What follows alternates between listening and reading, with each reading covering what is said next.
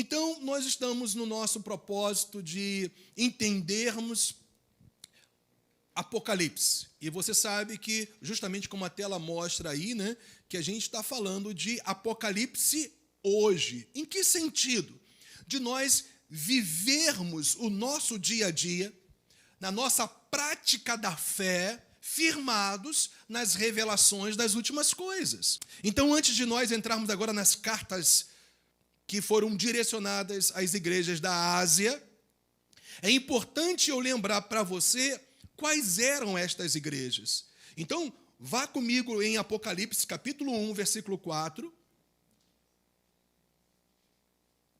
Que, como você sabe, a gente já viu todo o capítulo 1, e a gente se deteve um bom tempo aqui, porque quem tem um entendimento do capítulo 1 de Apocalipse tem todas as condições de entender tudo mais que vai se desenvolver nesse livro profético, nesse livro de revelação.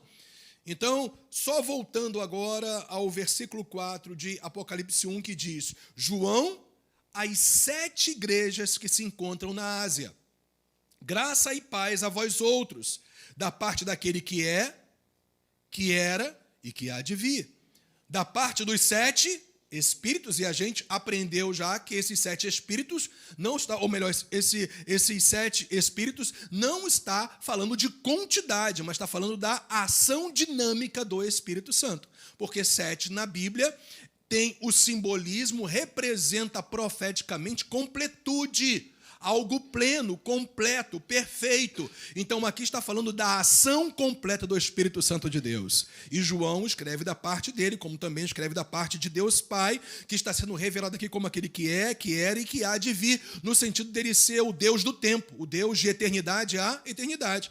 E aí, então, a Bíblia nos mostra justamente, vamos ver o versículo 5, para não ficar incompleto, que o apóstolo João também escreve da parte de Jesus Cristo, a fiel testemunha, o primogênito dos mortos, ou seja, foi o primeiro que ressuscitou dentre os mortos e o soberano dos reis da terra. Então, João, ele direciona, ele endereça este livro apocalíptico para essas 7 igrejas. Então, eu já acabei de dizer para vocês que 7 na Bíblia tem uma simbologia de algo completo, perfeito, pleno. Evidentemente que essas 7 igrejas eram 7 igrejas reais, que estavam localizadas na Ásia Menor, propriamente dito, que hoje compreende aquela região da Turquia.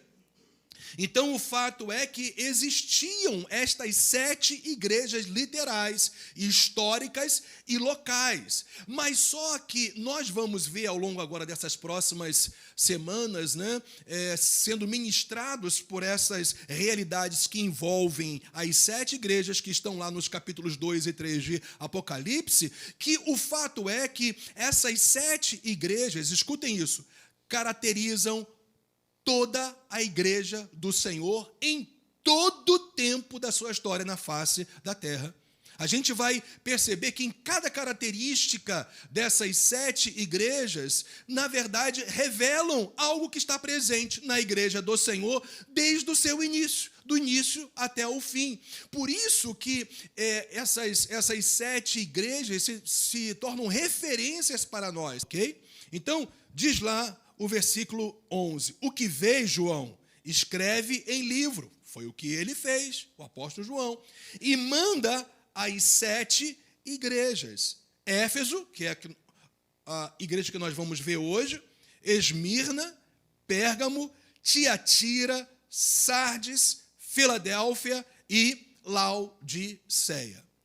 Eu entendo que há uma interpretação errada de que cada uma dessas igrejas, elas compreendem um período da igreja. Ou seja, Éfeso representou um período X da igreja. Aí a gente vai para, no caso, Esmirna, outro período, e assim sucessivamente. E a igreja de Laodiceia seria a última igreja antes da vinda de Jesus, queria caracterizar a igreja do Senhor como um todo, mas a gente não vê isso.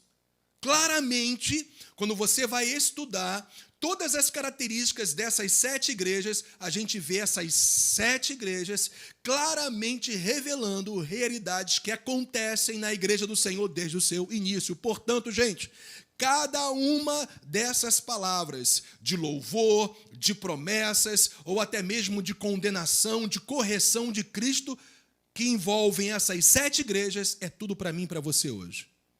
Aquilo que você está vivendo, experimentando, persevere nisso. Aquilo que não, se enquadre na vontade de Deus, porque já está escrito no versículo 3, bem-aventurados aqueles que leem, e aqueles que ouvem as palavras da profecia e guardam as coisas que nela estão escritas, pois o tempo está próximo, Jesus está voltando. Então, o fato é que esse livro de revelação das últimas coisas já mostrava para nós que o tempo da vinda de Jesus está próximo, mas você pode, inclusive, questionar, pastor, já se passaram 2000 anos, ora, um dia para o Senhor é como se fosse 1000, 1000 como se fosse um ano.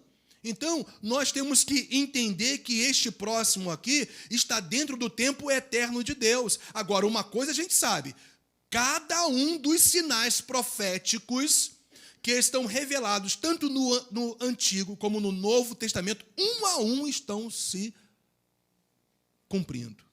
Então, gente, esse livro ele foi direcionado a essas 7 igrejas, tanto em relação ao capítulo 1, evidentemente, como aos capítulos 2 e 3, como todos os demais capítulos do 4 até o 22, que já entram nas revelações das últimas coisas. Então, esse livro foi direcionado a 7 igrejas, porque 7 representa a totalidade da igreja do Senhor em todos os tempos. Então, eu quero mais uma vez, propositalmente, declarar sobre a sua vida, esse livro é para você.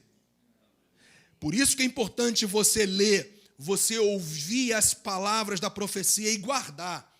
É muito interessante que guardar aqui tem 3 aspectos. Guardam as coisas que nela estão escritas.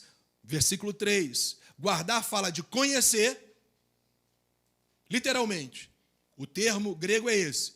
Conhecer, reter para viver. O sentido triplo dessa palavra guardar é muito mais do que você reter algo no seu coração através de um conhecimento. É você agora viver, é agora você praticar aquilo que você tem conhecido e tem retido. Então, graças a Deus, Apocalipse é um livro de praticidade de fé. Dito isso, a gente vai então para a primeira igreja lá de Éfeso, capítulo 2, versículo 1.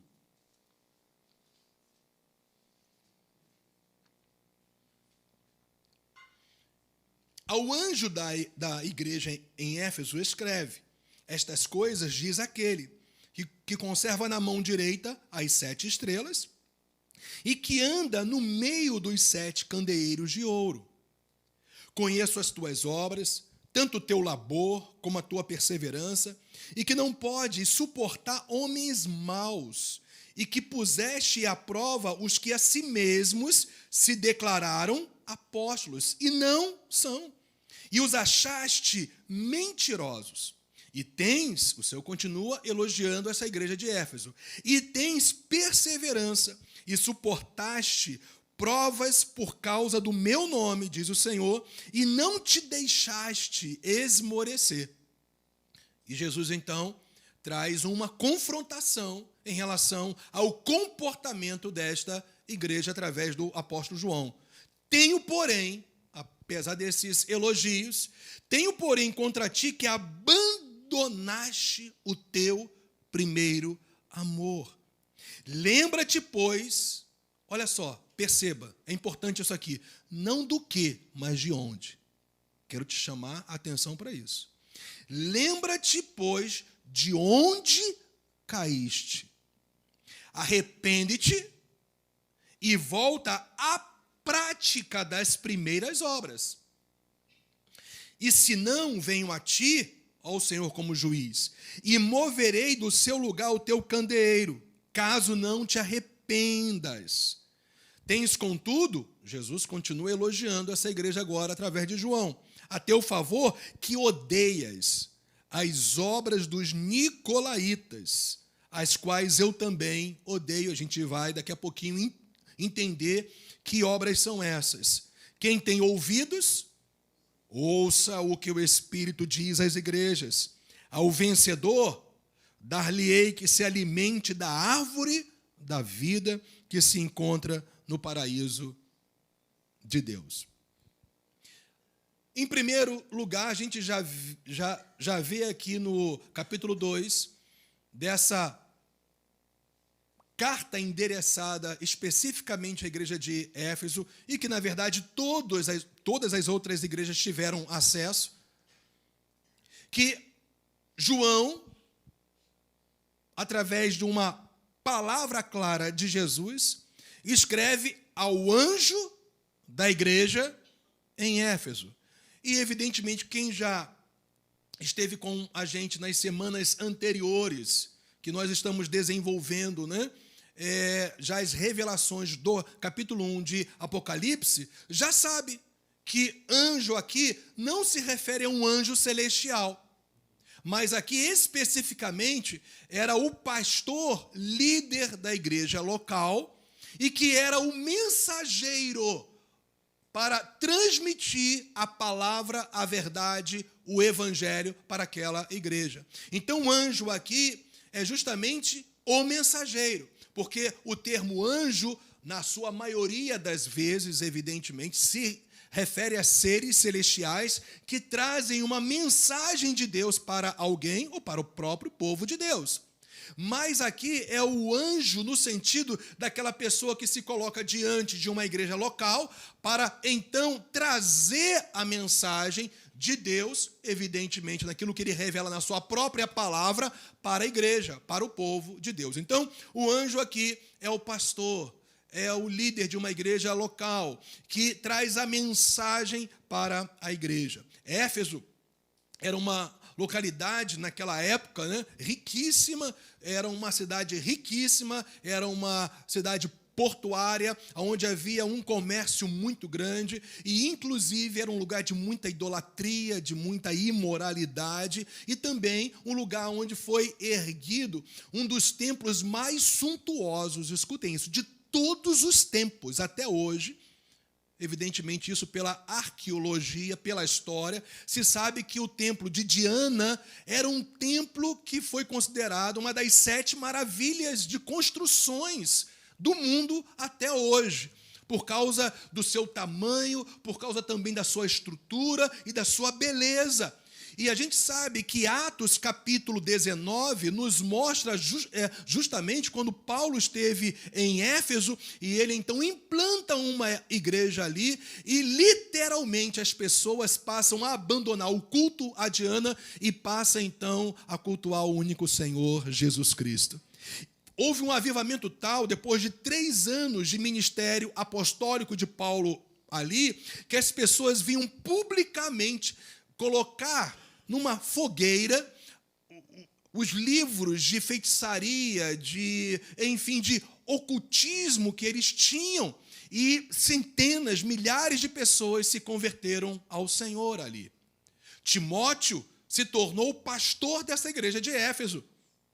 Tanto é que quando Paulo escreve a sua carta a Timóteo, ele está pastoreando especificamente esta igreja. Por isso ele traz todas as orientações para que Timóteo viesse ordenar, viesse administrar aquela igreja de acordo com as revelações do Evangelho. Mais tarde, o próprio apóstolo João se tornou o pastor daquela igreja local. E foi justamente como pastor dessa igreja que ele foi, então, exilado, como a gente já viu, na ilha de Patmos, porque ele estava pregando a palavra de Deus, estava ensinando as verdades do reino, inclusive mostrando que eles só poderiam, o apóstolo João ensinando aquele povo, prestar culto a um só Deus, que é Jesus Cristo. E o imperador Domiciano, que se auto-intitulava Deus na terra, exilou João numa ilha prisional justamente porque ele estava pregando que as pessoas não poderiam adorá-lo, mas sim o único Senhor Jesus Cristo. E por isso que ele foi exilado, aprisionado nesta ilha chamada Patmos, aonde ele recebeu todas as revelações de Apocalipse. Então, como eu falei para vocês no domingo passado, quem estava aqui, pode-se fechar todas as portas aqui na terra, mas Deus tem sempre uma porta aberta para nós nos céus. Podem se fechar todas as possibilidades humanas, mas tem sempre as portas sobrenaturais de Deus sobre as nossas vidas. E o que aconteceu com João.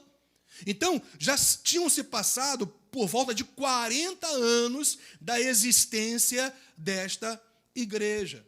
Paulo, inclusive, fala em Atos 20, que depois da saída dele, daquela igreja, lobos, falsos mestres, falsos profetas iriam se infiltrar naquela igreja para justamente eles agaranharem bens para si mesmo através dos ensinos distorcidos que eles iriam trazer para aquela igreja e que os líderes daquela igreja deveriam ficar atentos. E ficaram tão atentos que a gente vê aqui Jesus elogiando esta igreja. Então, chega a ser aqui há mais ou menos 40 anos da história dessa igreja em Apocalipse 2. Agora, é interessante, você vai perceber isso, que a estrutura é exatamente a mesma em todas as cartas que são endereçadas a cada uma dessas igrejas. Mostrando uma saudação, quem está escrevendo isso, mostrando os louvores, quando tinham, porque a gente sabe que existe uma igreja que não recebeu louvor nenhum, que foi Laodiceia, só condenação, e, evidentemente, confrontando os erros que aconteciam naquela igreja, e uma palavra final de dar-se ouvido à voz do Senhor e mostrar quem que vence. Então, a estrutura é exatamente a mesma em cada uma dessas 7 cartas endereçadas a essas igrejas. Então, agora a gente vai ver aqui, olha, como que o Senhor Jesus se apresenta.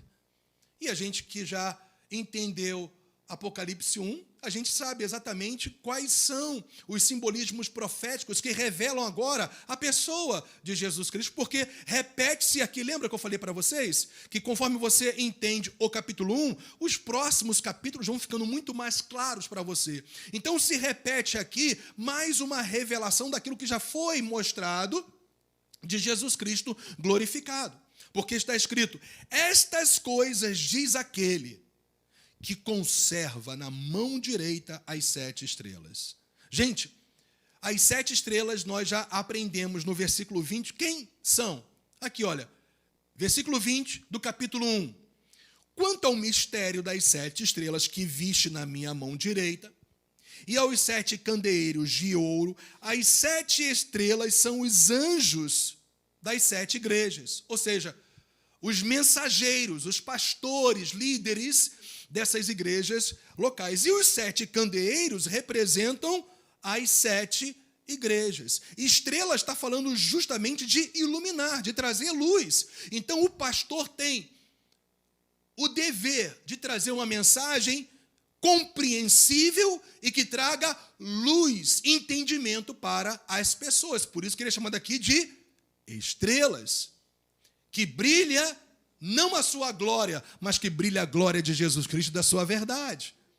E os candeeiros, nós já aprendemos também, simboliza o quê? Uma luz que tem que estar sempre acesa. Isso se remete aos candelabros que foram construídos lá no tabernáculo que Moisés ele recebeu da parte de Deus para ser construído.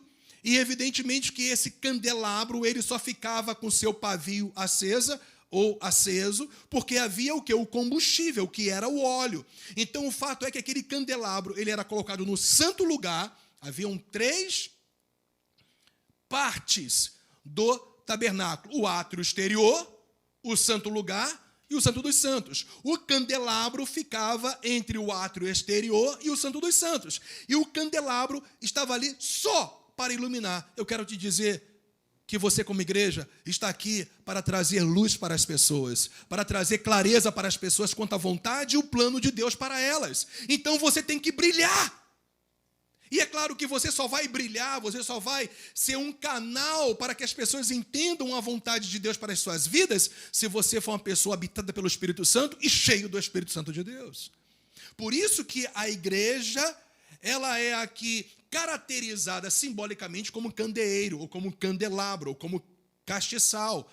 Tudo é a mesma coisa, são sinônimos. E a Bíblia fala que tanto os pastores locais, aqui representados como estrelas, como os candelabros, os castiçais ou os candeeiros, que é a igreja em si, o corpo de Cristo, estão sendo conservados na mão do nosso Senhor. Mão aqui fala de governo e de ação. Eu quero te dizer que o único que governa sobre as nossas vidas é Jesus Cristo. E Ele age, como, gente? Protegendo.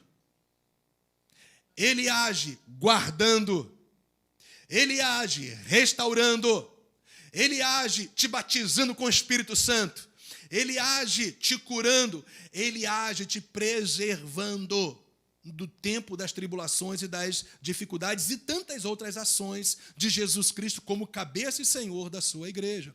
Por isso que a Bíblia fala que Ele conserva na mão direita as 7 estrelas, ou seja, Ele governa e Ele também protege, preserva aqueles que são os mensageiros, mas é claro que essa ação protetora, esse agir contínuo de Jesus também é para a igreja, porque Ele está no meio dos candeeiros. Ele está no meio dos castiçais. Ele está no meio dos candelabros. Para quê? Para que Ele governe sobre a igreja, para que Ele haja na igreja, para que nós estejamos sempre acesos.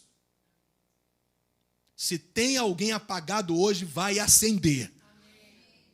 Porque esse é o propósito, e Jesus está aqui para isso, hein? Eu quero te dizer que Jesus não mudou, Ele continua no meio da sua igreja, no lugar de governo e inclusive no lugar de confrontação e correção. No lugar de edificação, de poder, de curas, milagres, de renovação, fortalecimento, mas também no lugar de confrontação e de correção. Porque Ele é o Senhor da igreja e nós temos que andar não de acordo com aquilo que nós achamos, nós temos que andar de acordo com aquilo que o Senhor da igreja estabelece. Indo para o versículo 2, aí vem o claro e total conhecimento de Cristo, de tudo que acontece na sua igreja. Conheço as tuas obras. Gente, eu quero só te lembrar que Jesus Cristo é Deus. Ele conhece e sabe de todas as coisas, Ele é onisciente, Ele sempre sabe tudo, de maneira plena, total e absoluta. E olha, você pode e eu também tentarmos nos esconder das pessoas, mas dos olhos do Senhor ninguém se esconde. Por isso que isso tem que nos levar a um caminho de santidade, a um caminho de comprometimento, a um caminho de certeza, a um caminho de separação. Uma das coisas que mais tem que nos inspirar a viver segundo a vontade de Deus é que Deus conhece todas as nossas obras. Ele conhece o teu deitar, Ele conhece o teu dormir, Ele conhece tudo o que você faz. Então que nós venhamos fazer todas as nossas obras para a glória do Senhor Jesus Cristo. E obras são atitudes comportamentais, são procedimentos no nosso dia a dia. E ele vai enumerar em termos de louvor e elogio as obras dessa igreja de Éfeso. Ele fala, conheço as tuas obras. Que obras são essas? Tanto o teu labor aqui, gente, é um trabalho pesado, sabe? Tão pesado que a pessoa, no grego aqui, original, está suando de tanto trabalho, de tanto esforço. É um trabalho que gera muito esforço, é o que o termo labor significa aqui no original. Então ele fala, conheço as tuas obras, tanto o teu labor como a tua perseverança. Essa igreja de Éfeso era uma igreja perseverante, gente. Uma igreja que não abria mão da sua fé. Uma igreja que continuava, que apesar das perseguições, das dificuldades, dos falsos ensinos, dos falsos apóstolos, continuava firme na verdade e na palavra. Que igreja maravilhosa, né, gente? E que não pode, olha só, outras obras, e que não pode suportar homens maus. homens malignos. Essa igreja tinha discernimento, gente, de quem era quem.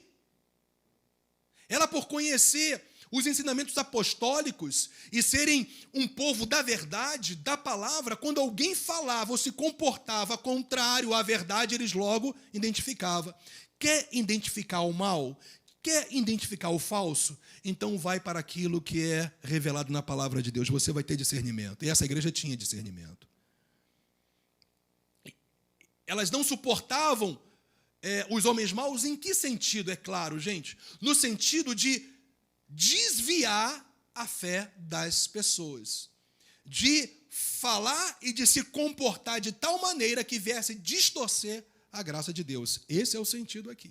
Então, essa era a igreja. E olha, e que puseste, essa igreja era séria, hein, gente? Era uma igreja séria. E que puseste à prova os que a si mesmos se declaravam apóstolos e não são. E olha só o que diz a Bíblia. E os achaste, mentirosos. Gente, que igreja maravilhosa, hein?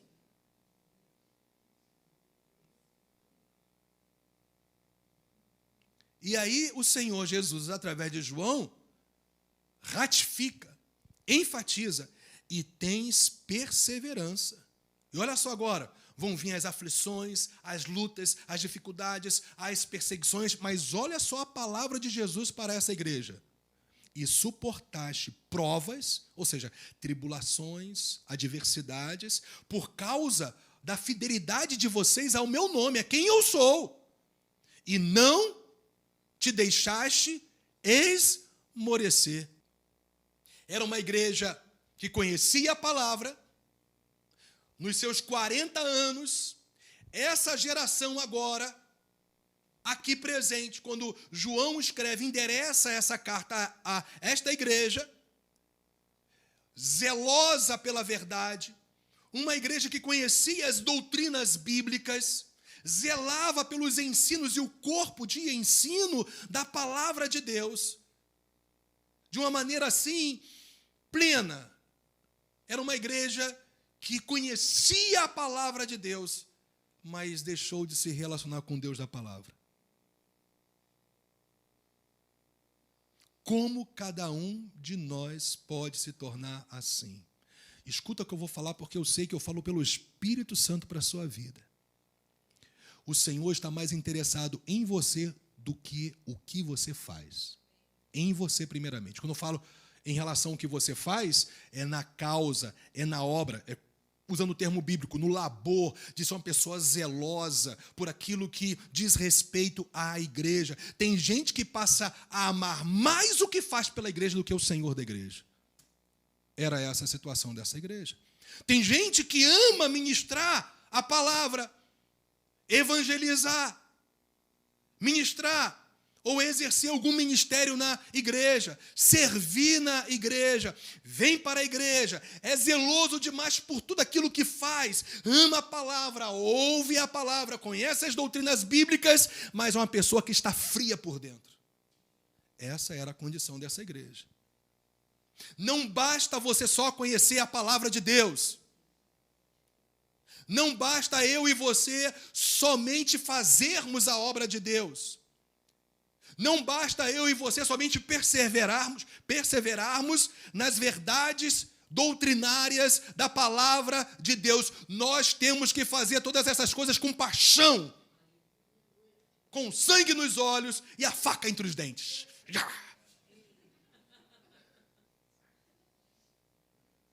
Fazer com amor. Acho que tem pessoas que não entenderam a faca entre os dentes, né? Quer que eu explique isso para você? Gana, entende? Agora entendeu, né? Fervor. Não perca o brilho interior, porque para Deus não basta só o que você faz pelo exterior, é como você faz. A tua motivação não tem que ser por amor ao que você faz, a tua motivação tem que ser por amor àquele que diz para você fazer. Aí você vai glorificá-lo, aí você vai se tornar uma pessoa intensa, dentro das suas características. Mas perceba, não é o estereótipo externo, gente. É o que está no nosso coração. Eu conheço pastores que pregam light, mas cheio de fervor. Quase não alteram o volume da sua voz, mas a gente fica antenado o tempo todo, porque vem da alma, vem do coração, vem do fervor. Então,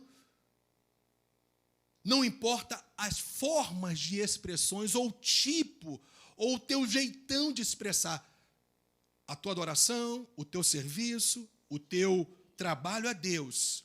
Você tem o seu jeito, eu tenho o meu jeito, mas o que importa é que tudo aquilo que a gente fizer, que seja do coração, porque essa igreja perdeu o coração só via a mão, só o fazer. Deus não quer só que você faça, Ele quer que você faça com amor a Ele, o Senhor da igreja. E isso só acontece quando você não só conhece a palavra, mas quando você tem relacionamento com o Deus da palavra. Eles perderam, gente, o fervor do relacionamento. Escutem, irmãos. Escutem, gente.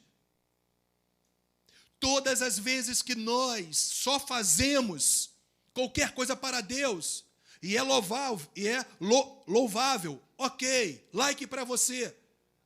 Mas se o que você faz não é resultado de um vivo relacionamento com Deus, você não alcançou o centro e o propósito e o objetivo da vontade de Deus para a sua vida. Porque Deus não olha a aparência humana, Deus olha o coração.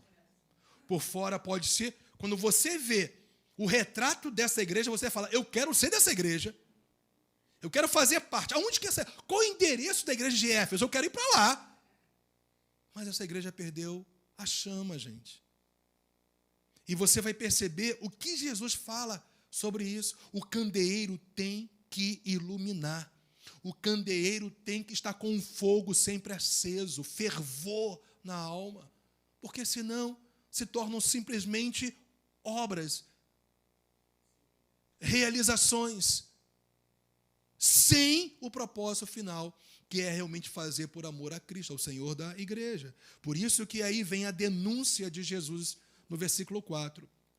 Tenho, porém, contra ti que abandonaste o teu primeiro amor. Eu e a Adriana fizemos 28 anos de casado.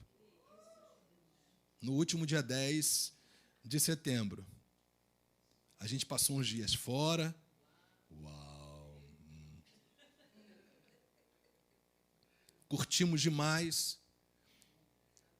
Gente, graças a Deus, eu posso testemunhar para vocês o que ela já sabe. Eu a amo mais hoje do que quando a gente estava namorando. Eu sou mais apaixonado por ela hoje do que quando a gente casou em lua de mel. Gente, a gente pode trazer isso para a igreja. A igreja de Éfeso, escutem, era uma esposa fiel, zelosa, mas fazia tudo por obrigação, não por amor. Vocês sabem que há mulheres que fazem as suas obrigações como esposas, mas os seus corações não estão unidos ao do seu marido. E o que acontecia com esta igreja era justamente isto.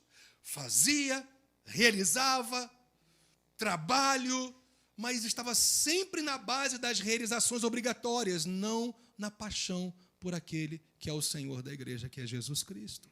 Por isso que Jesus falou, gente, já imaginou você ouvir isso? Pense bem nisso. Você é um cara que trabalha, você é um cara que se dedica, você é um cara que vem e acontece e faz, é uma pessoa dedicada à obra de Deus, é aquela coisa toda, mas se apaixonou tanto pela obra de Deus que se esqueceu do Senhor da obra. E aí o Senhor Jesus vem e fala, eu tenho algo contra você. Uau! Gente, que Jesus jamais diga isso contra mim, contra você. Que a obra de Deus para você, que as realizações que você vier a fazer em prol do reino de Deus, e eu espero que pelo menos você tenha esse desejo no seu coração, seja fruto do seu amor e da sua paixão pelo noivo, pelo Senhor Jesus Cristo. Por isso que Jesus vem e diz, lembra-te, pois, de onde caíste. Gente, sempre tem um momento, uma situação que nos tira dessa ligação. É quando você tira a tomada, ou melhor, o ferro da tomada não se esfria logo, mas se estiver fora da tomada, o ferro vai o quê? Esfriando, esfriando, esfriando, até ficar geladinho.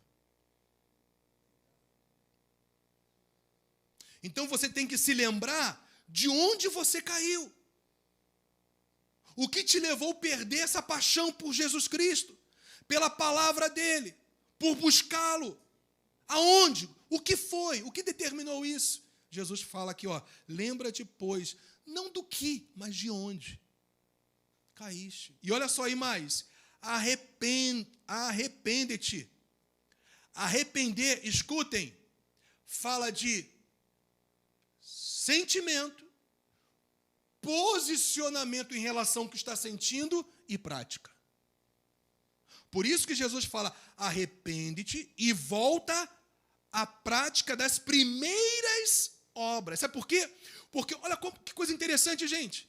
As obras atuais eram mecânicas, obrigatórias e sem paixão. Mas as primeiras obras não eram assim, eram cheias de paixão. Então, olha só, arrepende-te, volta à prática das primeiras obras, quando vocês realizavam por paixão a mim. É o que o Senhor Jesus está falando. Então, por favor, qualquer pessoa que serve nesse ministério, seja qual for a função, no nome do Senhor Jesus, que tudo que você fizer seja pelo seu amor ao Senhor da igreja. Tudo que você fizer. E no final das contas, todos nós temos que estar envolvidos de alguma maneira na causa do Senhor, seja trabalhando em prol do reino, no sentido de igreja em si, eu não estou falando só da estrutura física, mas da igreja, do corpo de Cristo, como também proclamando o evangelho do Senhor para aqueles que não conhecem, intercedendo. Que obra maravilhosa, orando pelas pessoas, mas tudo fruto de um relacionamento vivo com Deus. Então volta à prática, vamos realizar, continuar realizando. Jesus não está falando contra as realizações, Jesus está falando de realizações sem fervor, sem amor real pelo Senhor da obra. Então, olha só a palavra do Senhor Jesus agora. Aqui é o juiz, tá, gente? É o juiz, é o Senhor da igreja que diz. E se não, venho a ti e moverei do seu lugar o quê, gente? O teu candelabro, o seu castiçal, o teu candeeiro. Caso não te arrependas, literalmente, eu vou tirar vocês dessa cidade. Se vocês não se arrependerem, vocês vão deixar de brilhar. Aí vem justamente o juízo de Deus. Pastor, que isso? Vai comigo em 1 Pedro 4,17. Porque a ocasião de começar o juízo pela casa de Deus. Quem é a casa de Deus? A igreja. A correção. Ora, se primeiro vem por nós, igreja, Pedro falando, qual será o fim daqueles que não obedecem ao evangelho de Deus? Então ele fez uma clara distinção das correções que Jesus faz na sua casa, na sua igreja, e o julgamento para aqueles que, na verdade, não creem no evangelho de Deus. Há uma clara separação. Quando o Senhor julga a sua igreja é para corrigir, para conduzi-la ao arrependimento, não à destruição. Quem pegou isso, diga amém. Então é exatamente aqui. Se vocês não se arrependerem, esta igreja vai perder o brilho dela e o propósito dela em Éfeso. E, gente, historicamente, infelizmente, foi o que aconteceu. Hoje, nem Éfeso existe mais. É uma ruína lá naquela região, como já falei antes, da Turquia. Não existe mais igreja nenhuma lá. A igreja não se perpetuou naquela localidade, naquela região. Por quê? Porque eles não se arrependeram. Que Deus não tire nenhum de nós do nosso lugar de serviço, por nós estarmos sem o óleo, por nós estarmos sem o combustível. Pelo contrário, que a gente esteja cada vez mais e mais ansiando por um relacionamento com o Senhor da igreja, para que cada vez mais e mais o Espírito de Deus esteja fluindo em nós, para que nós venhamos brilhar como a luz desse mundo. Bem, Jesus, depois de repreender essa igreja, ele ainda falou no versículo 6, elogiando: tens contudo a teu favor que odeias as obras dos nicolaítas, as quais eu também odeio. Literalmente, nicolaítas são aqueles que governam. O significado de nicolaítas são aqueles que governam. Então, provavelmente, eram homens, falsos mestres, que governavam de uma maneira distorcida a igreja do Senhor, não se submetendo ao governo de Jesus Cristo. Governavam por si só. Mas eu só quero dizer para vocês que a igreja não é de pastor nenhum. A igreja não é de apóstolo, de profeta nenhum. A igreja é do Senhor, que redimiu pelo seu sangue e a comprou para o Pai. A igreja é só dele, gente. A igreja não é uma propriedade de homem. Um dia desse estava sendo anunciado pela internet, eu vendo a minha igreja por X, com todo o local, com toda a estrutura, com os membros dentro, e a arrecadação é tanto. Este é o ponto que nós chegamos. Um pastor vendendo a propriedade e o povo dentro ainda falou qual era o nível, o valor das entradas da igreja, e eu vendo tudo isso, portanto. Nicolaítas, malignos, que se infiltram na igreja para tentar governar um povo que não é dele. Esse povo, eu e você, é de Jesus Cristo, gente. Não foi homem nenhum que entregou-se por você e nem por mim. Foi o Senhor da glória que desceu, que se encarnou, que nasceu de uma mulher e que se deu por mim, por você, e que pelo seu sangue nos comprou. Nós somos propriedades não de homens, nós somos propriedades de Jesus Cristo. É isso que o Senhor está mostrando aqui. Nicolaítas querendo governar a igreja, e para piorar, como não bastasse isso, uma governância humana. Esses homens, eles ensinavam que não importavam o que as pessoas fizessem com seus corpos. Todo tipo de imoralidade sexual. Não tinha problema nenhum. Inclusive diziam, não tem problema nenhum vocês adorarem Jesus e também os deuses dos pagãos. Era o que eles ensinavam. Por isso que essa igreja de Éfeso, que até então era uma igreja da palavra, uma igreja zelosa pelas doutrinas apostólicas, zelosas pelas palavras de Jesus Cristo, ela não se rendeu aos nicolaítas. Inclusive o Senhor declara para esta igreja, que vocês odeiam esses governantes humanos que querem conduzir vocês à imoralidade, como também à idolatria. E eu também odeio. Quem falou que Jesus não odeia homens malignos? E Jesus vai julgar cada um, hein, gente? Nós aqui não estamos brincando de sermos igreja. Nós temos um Senhor soberano e rei. E nós servimos um só Deus, que nos comprou com seu sangue. Não vamos nos dobrar, gente, a esses falsos ensinos, que tem em nossos dias também desviado muitos queridos da verdadeira fé no Senhor. Que você fique, sim, firme como a igreja de Éfeso, como uma igreja da palavra, mas, por favor, faça isso como resultado do seu relacionamento vivo com Deus, tendo fervor no seu coração. Porque é isso que sustenta o que Deus te deu. E, finalmente, uma estrutura que tem em todas as outras cartas endereçadas a esta igreja se encerra assim: quem tem ouvidos, ouça o que o Espírito, olha que interessante, diz, não a igreja de Éfeso, mas as igrejas. Então, a igreja, Academia da Fé, Jardim Caraí está incluído. Que você dê ouvidos à voz do Espírito Santo hoje, agora, e quem sabe, se arrependa por estar tratando das coisas de Deus como algo mecânico, obrigatório, um dever a ser feito, se enxama sem fervor. Que todos nós, o que nós formos fazer para o Senhor, desde a abertura da igreja, o zelo pela estrutura, ministrar a palavra, o louvor, a adoração, seja o líder de louvor, sejam os músicos, seja na recepção, seja nos aconselhamentos aos novos convertidos, seja trabalhando com as crianças, ministrando às crianças, aos jovens, adolescentes, seja o que você fizer, tem que ser feito com paixão. Faça, não deixe de fazer, mas faça com paixão. E paixão por Jesus é fruto de um relacionamento com Ele.